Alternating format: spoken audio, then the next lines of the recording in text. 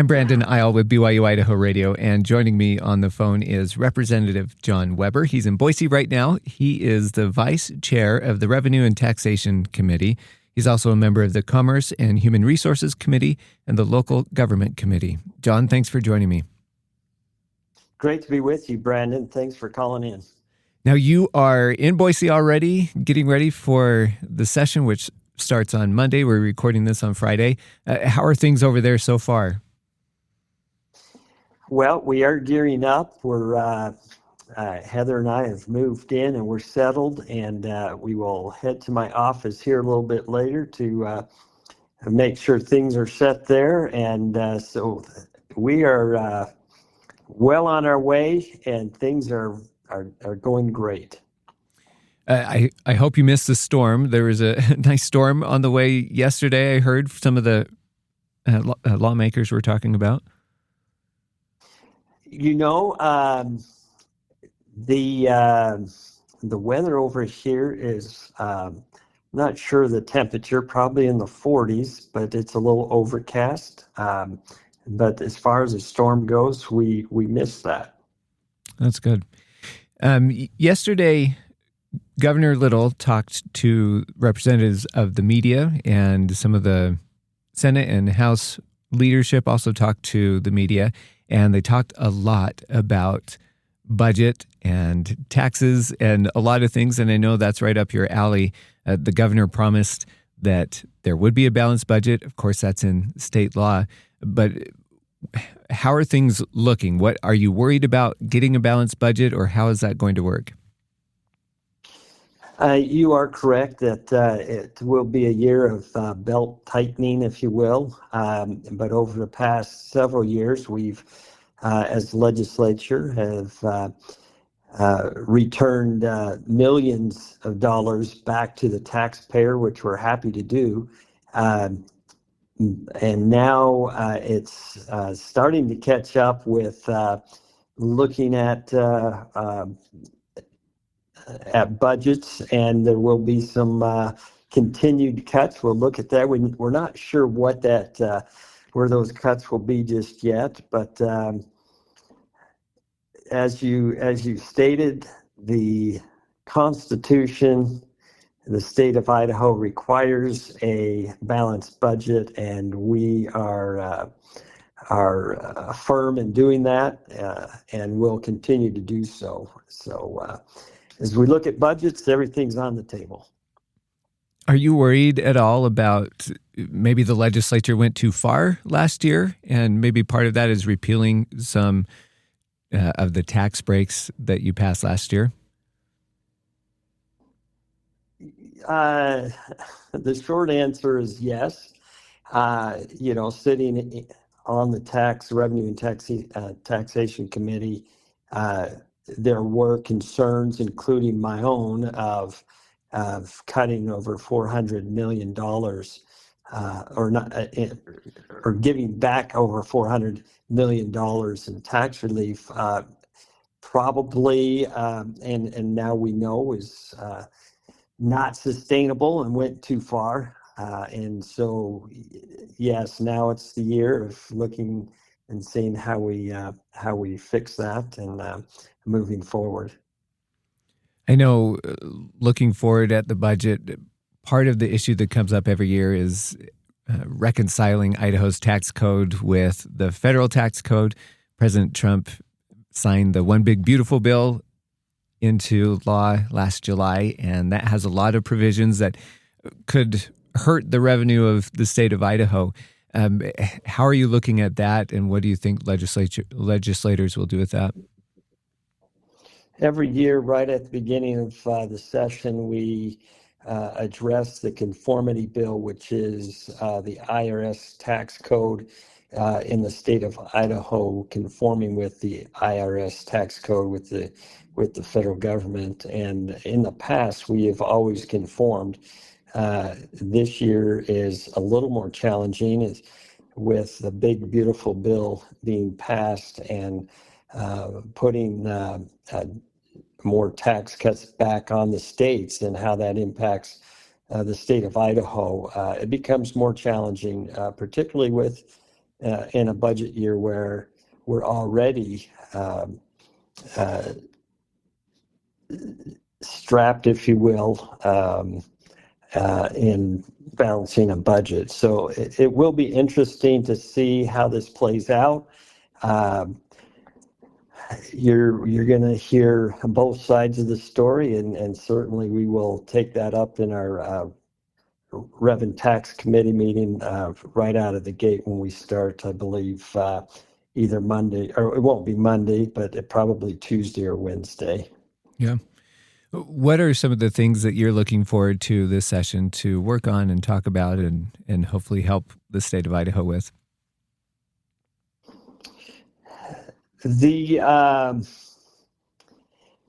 Certainly a balanced budget is going to be top.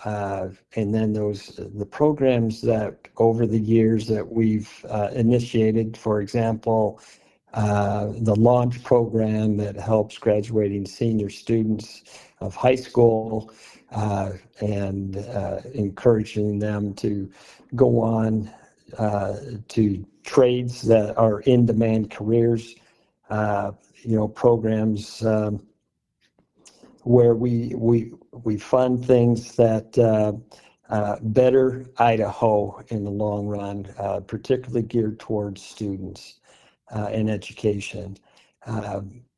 We will certainly be looking at those to make sure that, is it still a viable solution that we can fund those? So balanced budget. The other things will be certainly healthcare. You hear a lot about Medicaid expansion and the impact that's going to have on our rural hospitals, and healthcare in general is going to be a key. I imagine that we will hear more about some social issues, whether it be something more with an abortion right, or not right, but an abortion issue, or things along that nature. But me personally, working on legislation that would actually save a budget relating to Idaho transportation and dealing with registration of your vehicle. Currently, when you register your vehicle, you receive a registration sticker that goes on your license plate. There's states around the nation that have done away with that sticker, and we're looking at the possibility of doing away with that registration sticker as well. Now, let's be clear that you will still have to register your car, but the sticker savings would be around, at our best guess at this time, is $300,000. Those funds could offset some of the budget in Idaho transportation. And then there's another piece of legislation I'll be looking at that would streamline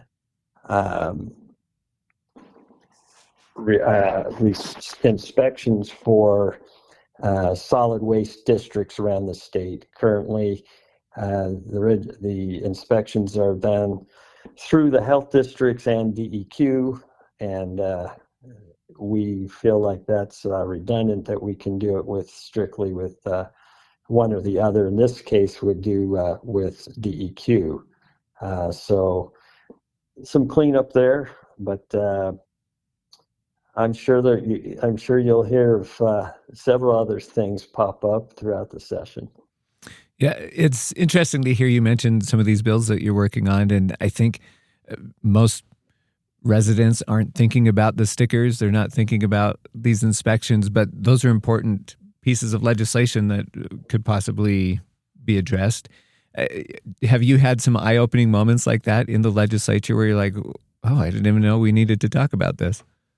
So, yeah, you're absolutely right, Brandon, that there's so many things that we deal with in the legislature that really probably not on the radar of the average citizen, but certainly have a huge impact for our state. And as technology grows and becomes available, that we take advantage of that technology. And, I refer to it as the traditions of our forefathers, if you will, and the sticker on your license plate. We do it because that's what we've always done. And now looking at it and say, well, is there a better way? And with technology, still maintain a level of safety for our law enforcement and for our communities, but also move forward in a direction that would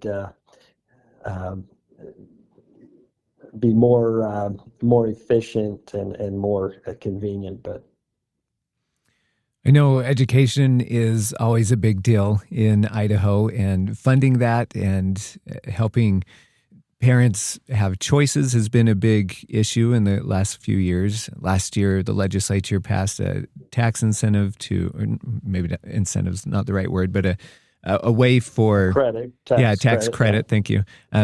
For parents to send their kids to private school.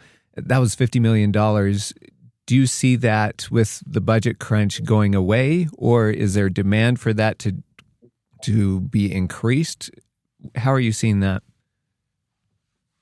Well, I think it's on the table to be looked at. I find it interesting that our budget shortfall is somewhere around that $40 to $50 million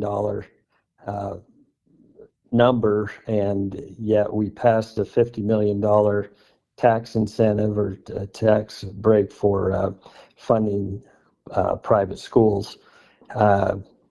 So again, I'm not going to single out just one, but I do believe that there's going to be probably several programs similar to that where we've funded in the past that would possibly be looked at and see if it continues, if that's where we need to make the cuts. Yeah. I will add to that, Brandon, that what I hope doesn't happen is that, our essential services, and, you start saying, well, what's essential and what's not, but we all know that, law enforcement, emergency services, our roads and bridges, our water and sewer systems, there's things like that are absolutely essential to the safety and the growth of our communities and our state. I certainly would hope that that is not on the table when we start looking at cuts. During the legislative off-season, you're certainly busy talking to constituents and doing other things. What have people, taxpayers and voters, what have they told you are the priorities that they're worried about? Yeah, that's a great question. I hear from folks regarding homeowners associations and transfer fees, folks that are concerned that, when they transfer a piece of property into a name or that HOAs are charging an unreal amount of money. I mean, we hear from anywhere from $50 to over $2,000, and it's all over the board. And, certainly that's a concern. So I hear things regarding that to the impact that the cut in the Medicaid expansion, Medicaid reimbursement to our healthcare providers, the impact that's going to have on our rural hospitals and healthcare providers. We hear concerns about taking care of our elderly and the impact that property tax has on the elderly and those that are on a fixed income. And then you get ones that we hear every session, those that want to repeal the grocery tax. And, other things that folks are, personally have a concern with. But anyway, it's across the board, and certainly some are more, they get a little more excited about it. And anyway, we hear them all.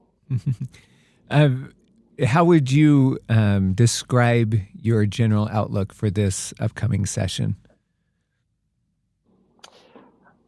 I always enjoy coming back to session to first do the work of the people, come back and meet as a legislature that can get the work done, balance the budgets, and at the end of the day, when the session's over and we look back and we're hearing over, I think last session and the previous sessions were already between 300 and 400 pieces of legislation that we run through the legislature each session. And I honestly think that it's always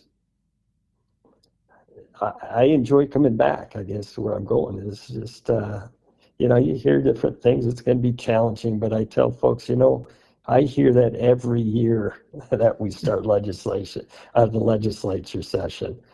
Legislative session. I hear it every year, and I'm like, nothing's changed but the year, same song. But we just go to work and deal with what we have. All right. Representative Jon Weber from Madison County, thank you so much. Brandon, thanks. It's always good to update, and we'll keep in touch.